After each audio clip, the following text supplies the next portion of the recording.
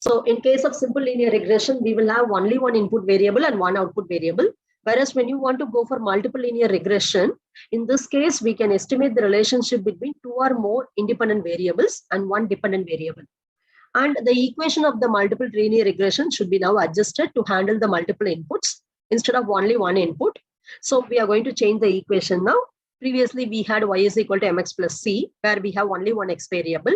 Now we have multiple x values. So the equation is now y is equal to b1 x1 plus b2 x2 plus etc. up to bn xn, where n is nothing but number of independent variables plus instead of this c, I have a here. Any value, any variable you can use it here.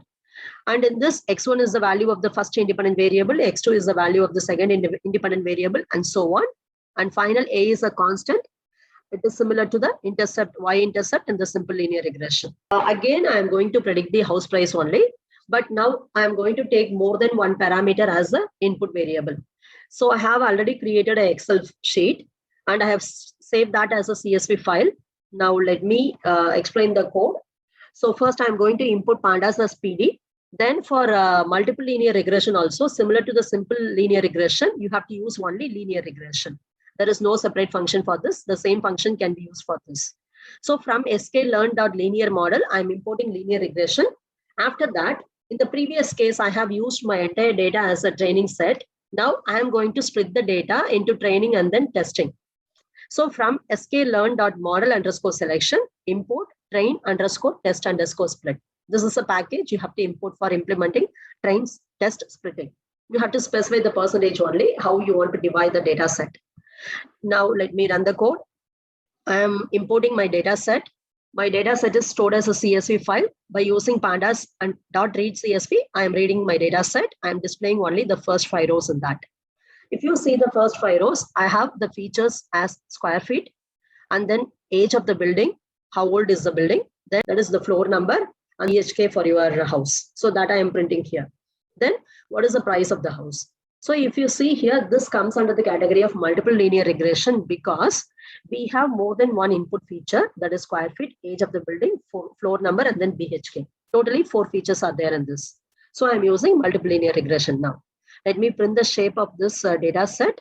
The shape of the data set is now 3500, 5. It means that in your data set, 3500 rows are there, and then totally 5 columns are there. Out of that, 4 are your input features and 1 is the output you want to predict.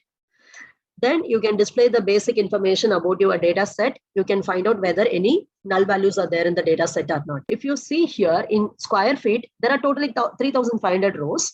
In the square feet feature, all the 3500 rows are there. There is no null value. Okay.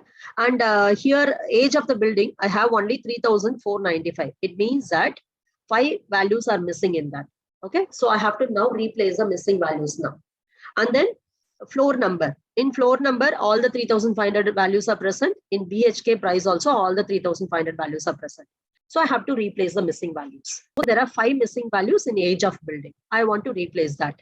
We have seen different ways of replacing missing values.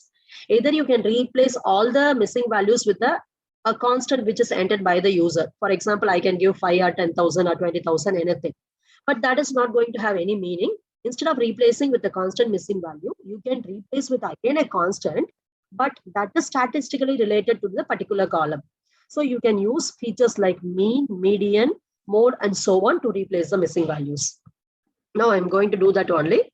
Before that, let me find the correlation in my data set. If you see that, I want to print the correlation among different attributes. So I'm calling data.corr. The value is 1. It means that it is highly correlated. Okay. And definitely whenever you are plotting the relation between one attribute with itself, you will get values as 1 only.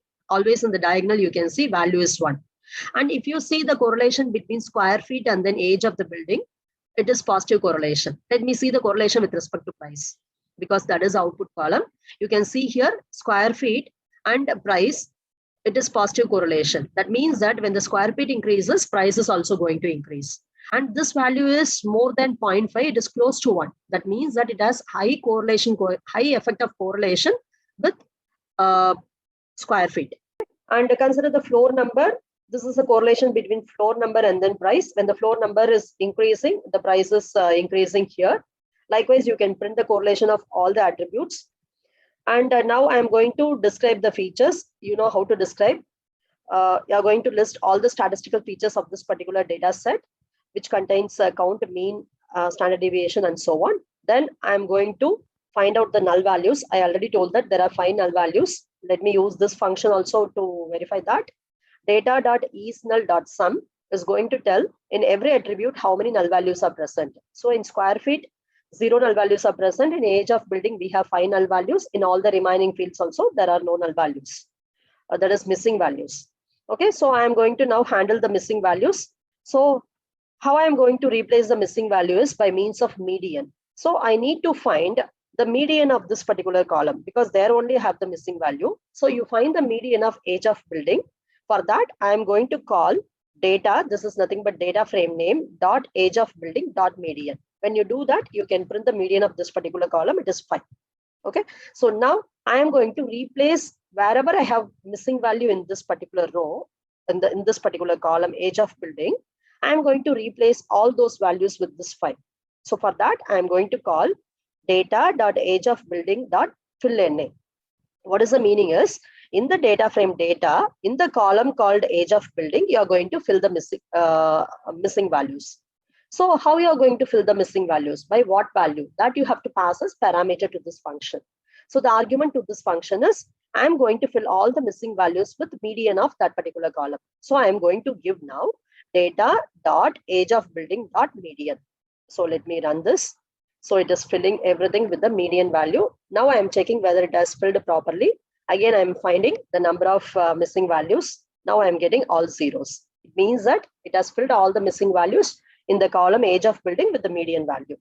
Now, let me extract the features and then let me define the Y. For that, I already told you our output is now price that we want to predict. All the remaining columns are your features.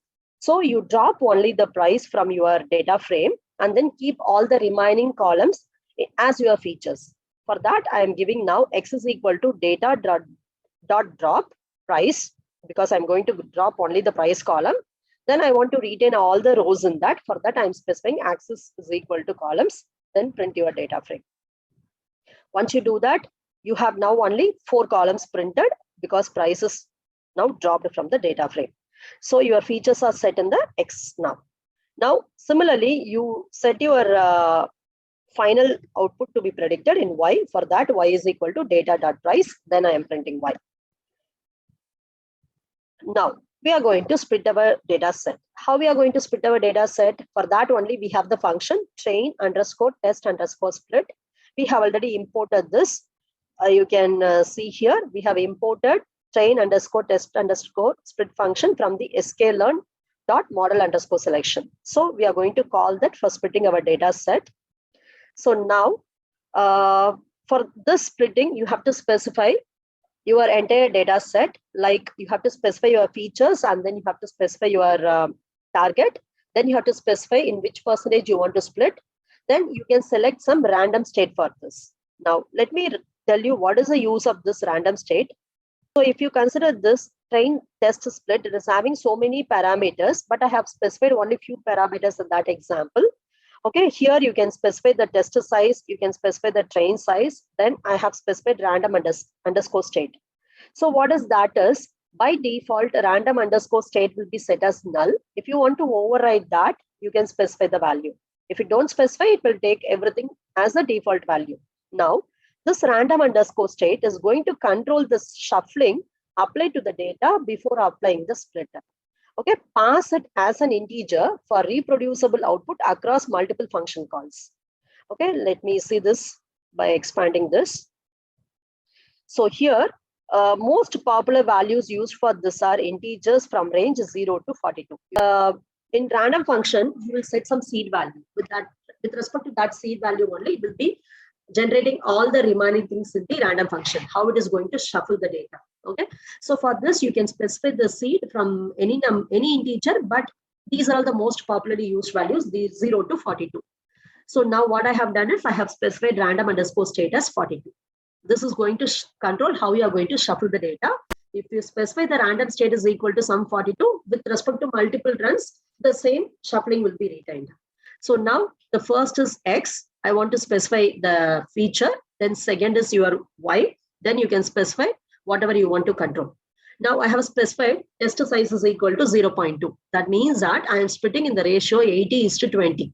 80% for training and remaining 20% for testing. Always keep a higher percentage for training and lower percentage for testing.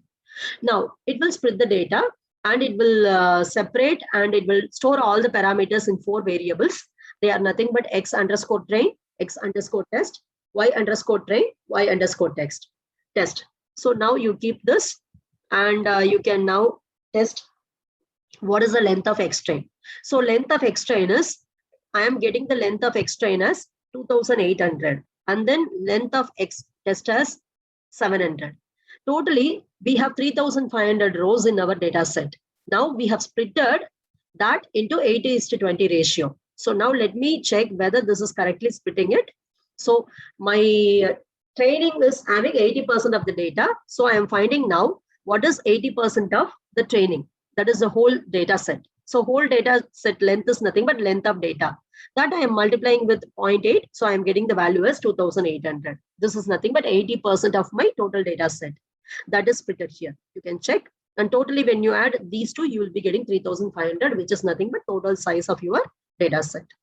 And you can find out which are all the rows splitted in the X train by printing X train. Similarly, you can find out which samples are kept in X test also. It is done randomly by the package itself. So now we have splitted everything. Now we are going to define our model. For that, use linear regression. Okay, so for simple linear regression as well as multiple linear regression, same function only we are going to use. So use linear regression. And finally, you create an object for storing this. That is nothing but model. Here I have simply defined the model. Now I have to train the model. To train the model, I have to call the function model.fit. For this, you have to pass both your features as well as your output column as the argument. So I'm passing X underscore train and then Y underscore train. Here, what we are doing is we are not training our model with the entire data set. We are training our model with only 80% of our data set. Because the remaining 20% of the data set we have used for testing, where we are going to estimate the accuracy of our model. So now the model is developed. I want to predict now. So prediction is always done with the help of the testing data set only. For that only we have splitted. So you call model underscore predict, model.predict by passing X underscore test. So X underscore test contains the features, all the features of your testing data set. So when you give this, it is going to predict the values and store it in the variable Y predicted. If you see this, it contains the predicted value for all the how many rows? 700 rows we have reserved for our testing data set. You will get here totally 700 entries. So you can check. And finally, I am going to print the coefficient of the learned model. So now, if you see here in model.coef underscore, I'm printing the coefficients. Totally, we had 4 independent features, B1, B2, B3, B4. Okay, for all the features, it will predict the corresponding B1 value. Okay, X1, X2, X3, X4 are the independent features. So you need to decide B1, B2, B3, and B4 from this model. So it is learning all the 4 coefficients and then it is print. Now, after printing this, you can print the intercept value. This is nothing but the constant added to that. So that value is printed by model.intercept underscore. So now we have printed the parameters of the model. These are all called as the learned parameters of the model. Now you can predict any value here. In this, again, I have done prediction. Okay, so if you see here, I have done the prediction. This prediction is done with the help of the testing data set. Now, once you develop the model, you will deploy any model in the website or something. Any user can upload their data set and they can predict it. So how that is done? This is the unknown sample now. If you see here, this is an unknown sample. I'm going to pass an unknown sample. I'm going to predict it. For that, I'm going to call model.predict. Again, you have to pass the argument only as a 2D array. So now I have to specify all the features for this. The model is expecting 4 features. You specify all the 4 features in this. If you see here, I have specified 1450,511. You can see this is my first row in my data set. 1,450, 511. The actual house price is 63 lakhs. But the model is predicting the house price as 71 lakhs. You can predict for any data you want and you can find out the relation. So I have predicted for different instances and I have printed here.